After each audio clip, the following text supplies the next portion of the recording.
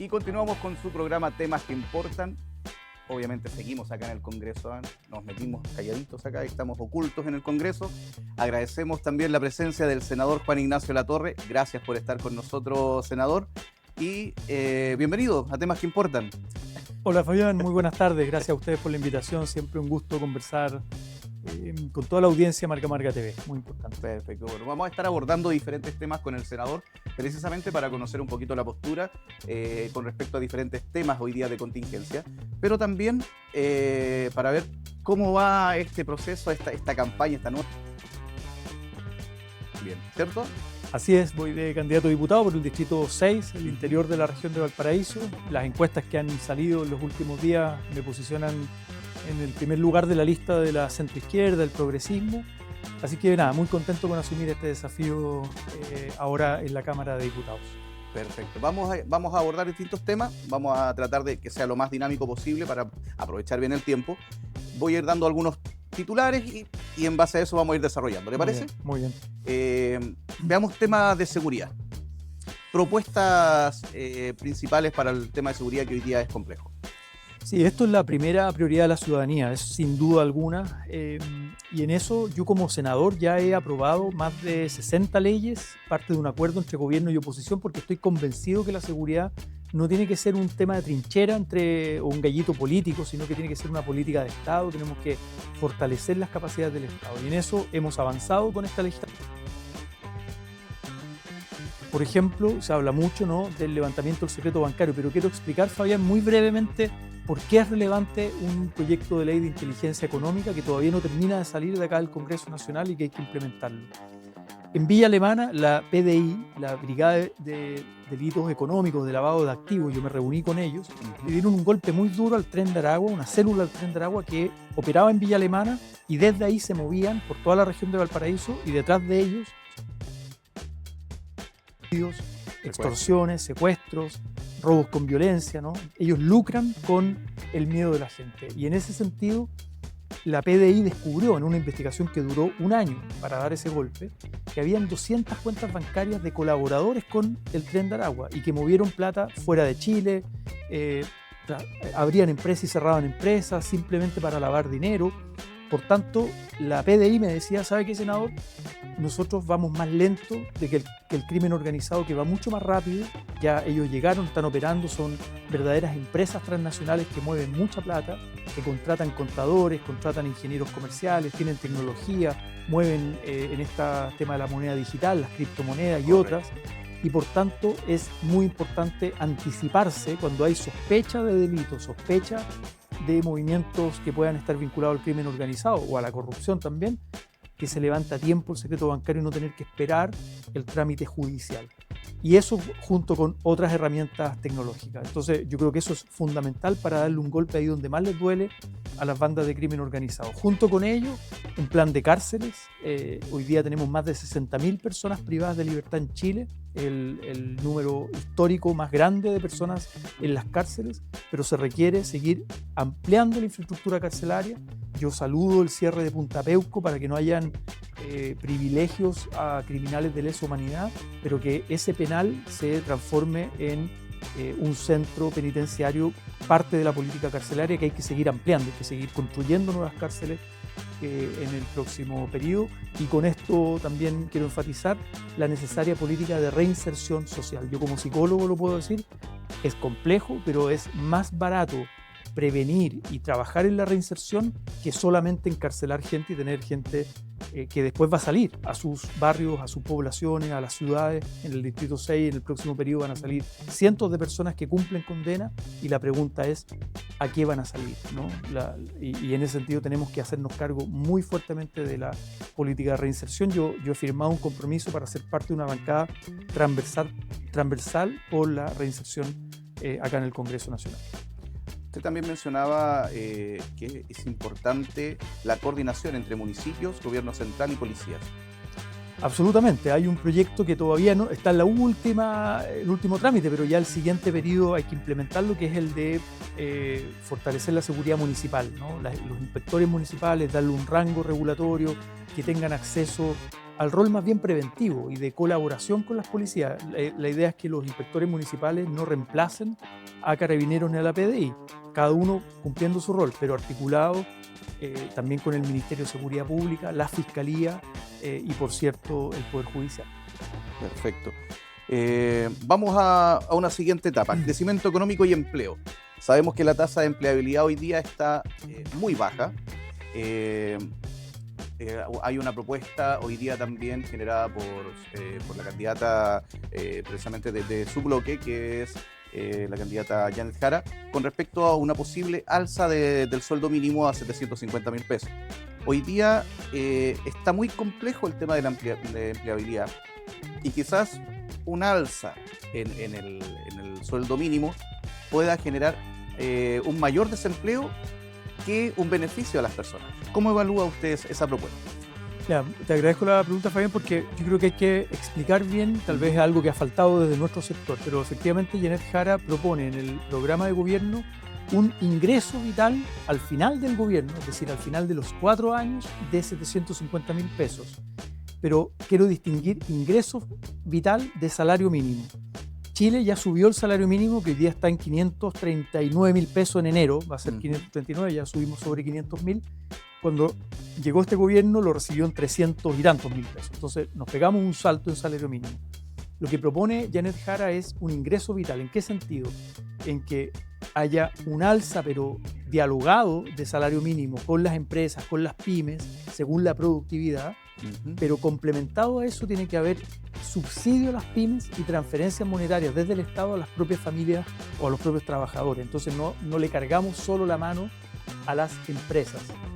Por eso es muy importante distinguir el salario vital, el salario mínimo, digamos, legal, del ingreso vital. Y esto en un periodo de 4 años, no es que eso se va a hacer de un año a otro. Y en eso yo confío en la capacidad de liderazgo que ha tenido Janet Jara. Yo la vi trabajando en la reforma de pensiones en el Senado, cómo fue capaz de dialogar y ponerse de acuerdo con la oposición y con el empresariado también, para avanzar en la reforma de pensiones o para avanzar en lo que fue el aumento del salario mínimo o la jornada laboral de 40 horas. Pero ¿sabe qué? Yo en esto, y a propósito de la reforma de pensiones, nosotros estamos incorporando el aporte del empleador. El aporte del empleador va directamente al mercado de capitales. El mercado de capitales es un mecanismo de financiamiento principalmente de las grandes empresas y los bancos. Y ahí el desafío que tenemos para el siguiente ciclo, porque esto ya se aprobó y está en proceso de implementación, es que no se quede concentrado en las grandes empresas, que son solo el 3% de las empresas de Chile, sino que también las pymes tengan acceso, los bancos entreguen crédito y financiamiento para las pymes, y que ese mercado de capitales permita prosperidad y crecimiento económico y oportunidades de empleo para nuestro país, junto con otro proyecto que ya aprobamos, pero que hay que implementarlo. O sea, ya sacamos la ley, pero ahora viene la implementación del reglamento, que es el tema de los permisos sectoriales. Y eso sí se inyecta directamente a las pymes en reducir los tiempos de tramitación. Yo creo que eso es fundamental, y que la prosperidad y el crecimiento económico llegue a todas las mesas. Y por eso es muy importante también la propuesta de bajar el precio de la luz, ¿no? Del costo de la luz en 20%, con una nueva licitación. Eso no es más recursos del Estado, sino que una nueva licitación para lo que es un consumo básico de los hogares, y que bajen las cuentas de la luz en 20%. Ese tipo de cosas son las que permiten que las familias lleguen a fin de mes, que la prosperidad llegue a todas las mesas de Chile y no se concentren solo en un puñado, ¿no?, de grandes empresas o de grandes empresarios que no supera el 2 o 3% de nuestro país. Me parece. Ahora, con respecto a está el problema del desempleo, que hoy día está bastante alto, pero también hay otro problema que, producto también de este mismo desempleo, ha surgido mucha informalidad en el comercio ambulante. Y en ese aspecto, ¿cómo pretenden abordar ese tema principalmente? Mire, yo me he estado reuniendo con las cámaras de comercio de la región, del distrito, Quilpué, Villa Alemana, Quillota, La Ligua, bueno, distintas. Si me va alguna, me disculpan, pero me he estado reuniendo con distintas cámaras de comercio, con las ferias también. Ferias de Villa Alemana, bueno, de distintas comunas, y me plantean justamente este tema como uno que es parte de su prioridad, ¿no? Junto con la seguridad, el tema del comercio ambulante, que es un comercio desleal, que además en algunos casos se mezcla, ¿no?, por un lado la necesidad de las personas, pero por otro lado también bandas, organizaciones que cometen delitos, violencia, ocupación del espacio público. Por tanto, ahí se requiere una intervención bien decidida del Ministerio de Seguridad Pública con los municipios, con las policías y también, obviamente, con las cámaras de comercio, con las ferias para poder abordar este tema. Ya se ha ido avanzando, Valparaíso creo que dio cuenta de aquello, en otras comunas del país también, pero tiene que ser parte de una estrategia permanente, ¿no?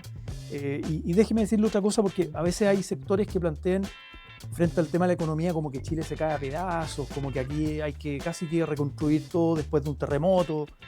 Y la verdad es que si uno mira las cifras grandes, ¿no? Por ejemplo, el ciclo del cobre, del precio del cobre que viene, del litio, de la inversión extranjera, de la estabilidad de Chile a nivel internacional. Chile va a ser sede de la PEC en unos años más. Viene llegando el presidente del foro de la PEC. Los vínculos con India, con Asia, el sudeste asiático, con China, más allá del lío que hay con Estados Unidos por la guerra comercial de Trump, ¿no? Correcto. Pero en el fondo Chile se mira como un país estable y un país positivo, y eso no lo dice el mundo político, lo dicen las aseguradoras que prestan plata al país, en el fondo, ¿no? Las clasificadoras de riesgo están diciendo que Chile tiene buenos números, y esa es la perspectiva para adelante. Entonces yo invitaría a tener esta postura más ponderada en términos del crecimiento económico que llegue a todas las mesas de Chile. Perfecto, senador. Otro de los dolores que hemos tenido en el corto plazo, que hemos visto con los distintos candidatos también que han pasado por acá, es el tema de transporte. En la quinta región es un dolor que es existente, no tan solo porque estamos con muchos cerros también. En Valparaíso tenemos problemas partiendo con los ascensores que aún no están en condiciones de estar habilitados, pero el chascarro que hubo con la licitación, ¿cierto? Con FENUR y la nueva empresa que venía para Villa Alemana. ¿Cómo abordamos y qué es lo que se viene para el transporte público? Efectivamente, yo comparto, Fabián, que tengo una mirada crítica del transporte en la región de Valparaíso, porque estamos atrasados, yo diría, 20, 30 años, si uno compara con la modernización que ha habido en la región metropolitana, en Santiago, ¿no? El Transantiago, el metro, cómo se ha ido masificando un transporte público de buena calidad, buses eléctricos, y acá vemos que es la ley de la selva en algunos casos. No pasan las micros, no cumplen los recorridos, empresas privadas que hay que estar fiscalizándolos, que todavía están en las carreras y que es inseguridad, que es violencia. Bueno, distintos problemas vinculados al transporte público. Como usted dice, el déficit, ¿no?, de proyectos como el tren Santiago-Valparaíso sigue pendiente. Eso se tendrá que concretar en el próximo periodo. Lo mismo la expansión del Metrotren desde Limache a la provincia de Quillota, que es un proyecto muy anhelado. Yo me reuní con EFE, están sacando la RCA en este gobierno, o sea, va a terminar este gobierno con la RCA obtenida. La RCA, para quienes nos están viendo, es la resolución de calificación ambiental, que es un permiso ambiental para un proyecto estructural grande. Y eso se va a sacar ahora, pero la primera piedra y la ejecución de ese proyecto tendrá que ser en el próximo gobierno, el próximo periodo. Y los parlamentarios que queremos estar representando a la ciudadanía tenemos que estar empujando para que eso ocurra. La expansión Limache, provincia de Quillota del Sería Metrotren. espectacular. Efectivamente, eso es algo muy importante. Y respecto a FENUR, me he reunido con los vecinos, he estado reunido con el Ministerio de Transporte. Efectivamente, ahí no cumplió la empresa. Se reemplaza la empresa, pero con el mismo contrato que hay. No puede haber una nueva modificación. De hecho, el contrato está en Contraloría por si es que hay observaciones. Pero lo importante ahí va a ser la nueva licitación. Y ahí efectivamente hay que subir el estándar. Más exigente, contratos más exigentes con las empresas, buses de mejor calidad, recorridos, choferes, ¿no? Para lo que es Marga Marga. Y por último, hay un proyecto que también lo conversé con EFE, que hay que concretarlo para el próximo periodo, que es aumentar el tren de carga desde los Andes, ¿Ya? desde lo que va a ser la nueva licitación en el puerto terrestre de los Andes. Eso va a ser en 2 o 3 años más, que haya una estación multimodal para el tren de carga que viene desde los camiones, ¿no?, que cruzan el corredor bioceánico, que vienen de Argentina, de Brasil, de Uruguay, llegan a los Andes, y que en vez que solamente tengamos camiones que lleven la carga a los puertos, haya trenes de carga, pero junto con los trenes de carga haya trenes de pasajeros. Y eso es algo que es posible, es viable, es una inversión que hay que hacer a largo plazo, pero se puede concretar en el próximo ciclo y conectas la región desde el interior, desde los Andes hacia el interior, hacia los puertos de Ventana, obviamente Valparaíso, San Antonio, pero vas conectando los pueblos y ciudades del interior. Esos son proyectos estructurales que van en la línea de mejorar el transporte público en nuestra región y en el Distrito 6 principalmente. Perfecto. Grato hablar con alguien que ha podido estar ahí donde las papas queman, así que tiene una mirada distinta. También en el Senado, obviamente, los temas que se abordan son un poquito más macro, lo que le permite dar una mirada mucho más amplia de las necesidades de la región.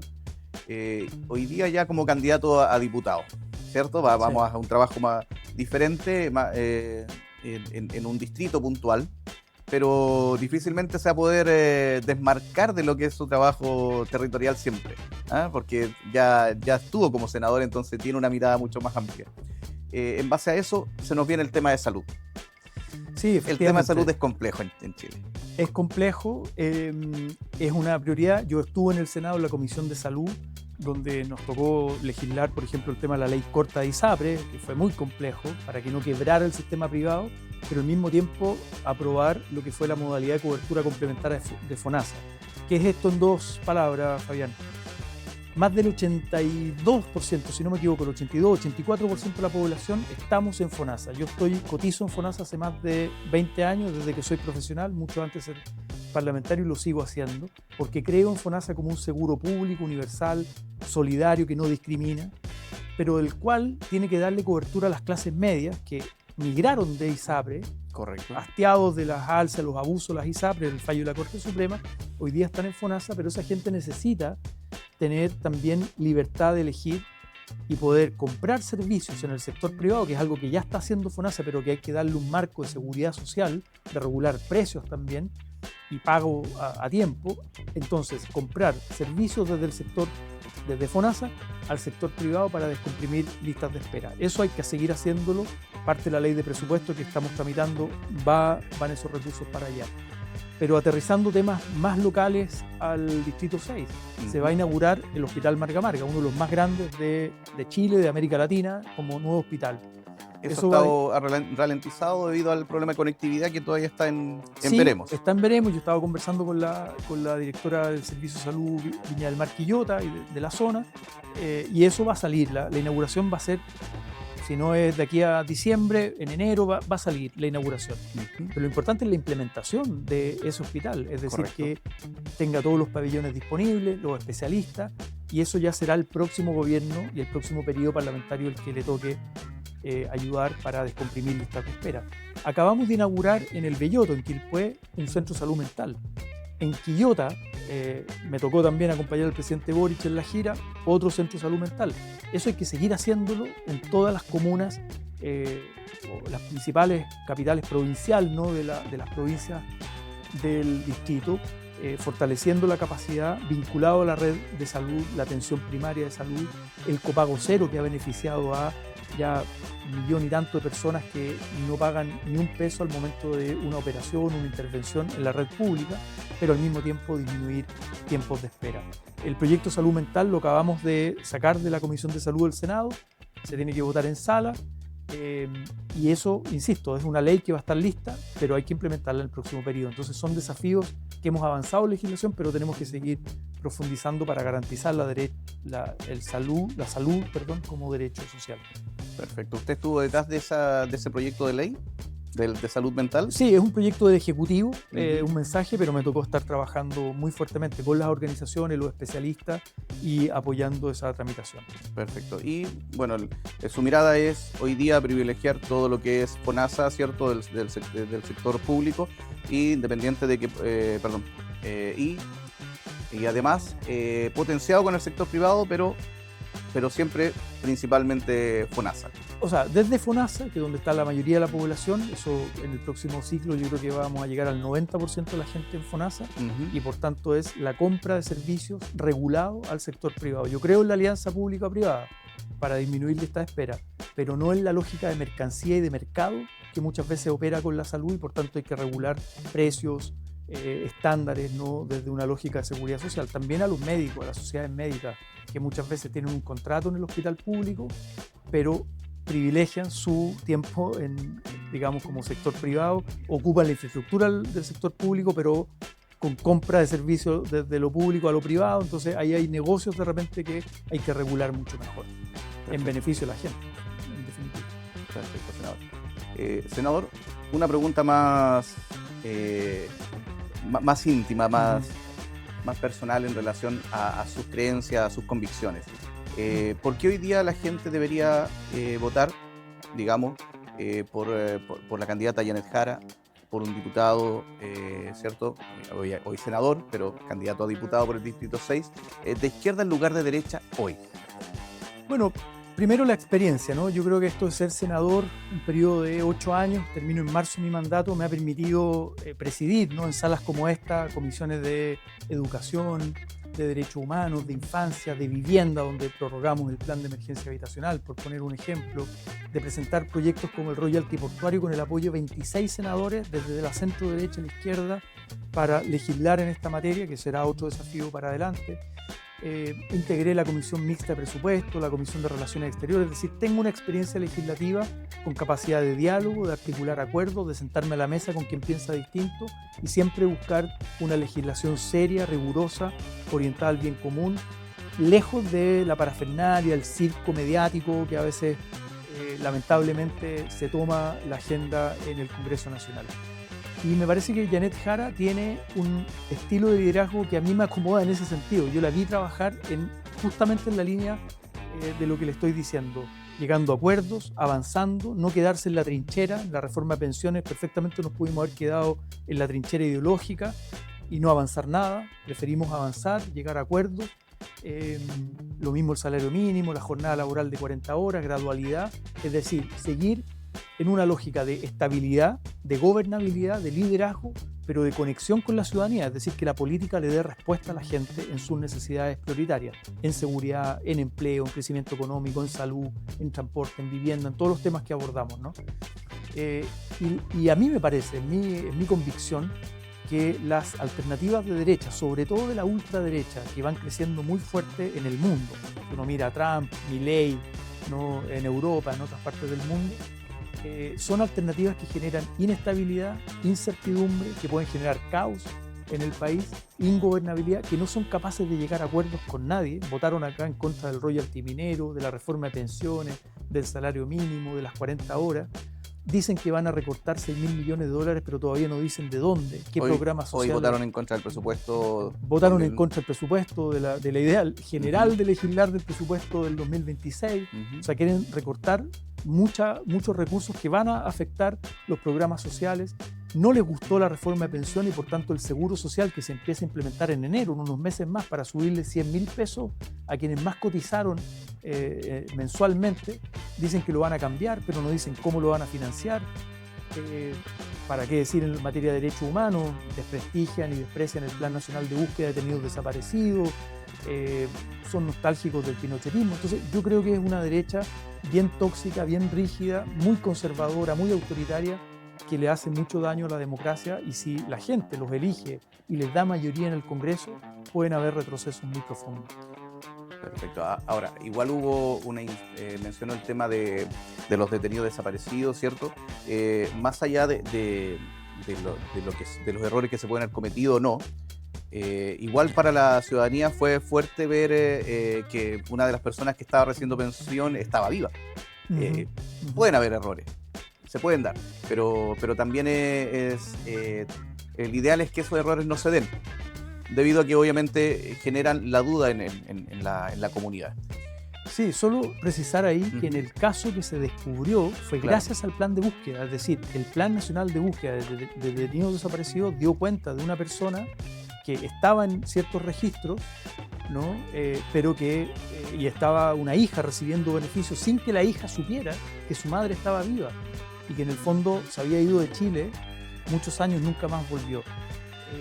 Pero esos son casos puntuales, porque la gran mayoría de los casos están acreditados por la justicia, no por el gobierno, no por el ministro de Justicia de turno, por lo que fueron los informes Valech, Rettig, y después acreditados por muchos casos del Poder Judicial. Entonces es un esfuerzo serio de Estado por justamente buscar el paradero de los detenidos desaparecidos en la dictadura civil militar y no retroceder en aquello. Por eso yo saludo lo de Punta Peuco, porque esto fue una aberración que, claro, hubo que pactar en la transición a la democracia, estos privilegios los criminales de lesa humanidad, pero hoy día Chile tiene necesidades de más plazas carcelarias para la seguridad del país, cárceles de alta seguridad, y eso tiene que estar a disposición de Gendarmería. Perfecto. Senador, agradezco su tiempo, de verdad, siempre muy dispuesto a estar con nosotros, con Marga Marga TV. Y bueno, le deseamos éxito en lo que se viene, de verdad, viene marcando bien, así que es muy probable que lo tengamos después conversando con nosotros ya como diputado electo. Éxito en lo que se viene. Muchas gracias, Fabián, gracias por el espacio Marga Marga TV, y bueno, invitar a toda la gente obviamente a votar por esta alternativa, C60. Estoy primero en la lista, primero en las encuestas de la lista Unidad por Chile, la Torre de Diputado por el Distrito 6. Perfecto, senador. Así estamos terminando un nuevo capítulo de Temas que Importan desde el Congreso Nacional.